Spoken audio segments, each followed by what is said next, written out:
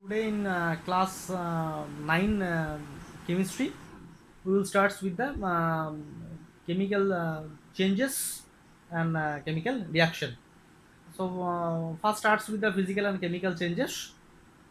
Let's see uh, the physical and chemical changes, what are happening around us. We can categorize them into physical and chemical changes, and also their characteristics, and some changes also be there that are both physical and chemical changes. So today we'll start with the this physical and chemical changes. So in chemical changes, we know that everything around us changes with time.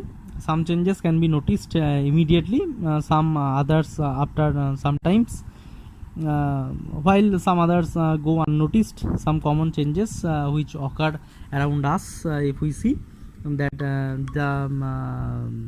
germination of seed, ripening of fruit, melting of ice, flowering plant, burning of firework, formation of curd from milk. These are the changes. Some changes become noticeable due to one of the following, like position, shape, size changes, change in physical state, change in composition, change in color, change in temperature, change in structure. So they are always a cause for change. So here actually we will learn about the physical and chemical changes. So physical changes means a change in which only a physical properties, and that is of the substance get changes while its chemical composition remain unchanged, is called physical change. During physical changes, such as color, volume, size, shape, magnetic property of the substance may change. Like when sugar is added to water, it disappears to form a solution. In the solution, both water and sugar retain their properties.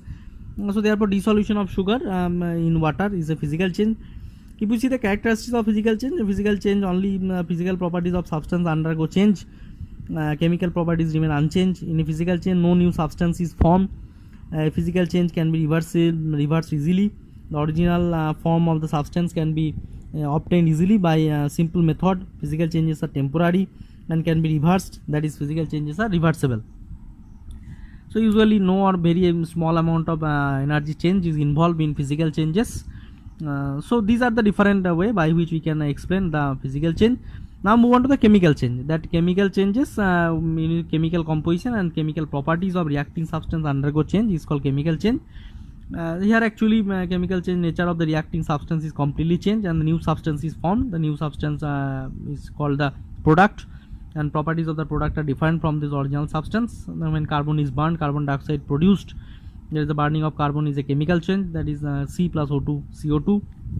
If you see the characteristics, that is, characteristics means chemical change, the chemical composition, chemical properties of reacting substance are completely changed. During the burning of coal, dark colored solid coal get converted into gaseous substance CO2. When chemical change takes place, one or more new substances are formed. Like if we see the example, the burning of coal, the new product forming carbon dioxide. Chemical change cannot be reversed easily. That is, substance undergoing chemical change cannot be regained by a simple physical method. Chemical change is a permanent change, that is, cannot be converted back into small plant in case of seedling. During chemical change, certain amount of energy is form of heat, light and sound, either absorbed or evolved. So these are the way by which we can see the characteristics of chemical changes. So there are different examples also there. The clotting of blood, burning of candle, souring of curdling milk, digestion of food, rusting of iron. See, these are the different way by which we can give the example of chemical changes. There are also differentiation also that physical change and chemical change differ from each other. So now changes involving both physical and chemical change, that is in case of burning of candle, that melting of wax, that is physical change. Desolidification, again burning of wax to produce CO2 and H2O, that is actually chemical change. Burning of thread to give CO2 and H2O, that is also chemical change. In case of heating zinc or hydroxide, ZnO is twice ZnO plus H2O, chemical change. But ZnO can be heat, again change into ZnO, that is cool. That is also physical change. In case of sodium nitrate, that NaNO3, if we heat then again NaNO3 liquid, then again if we cool, then it changes into sodium nitrate, a solid.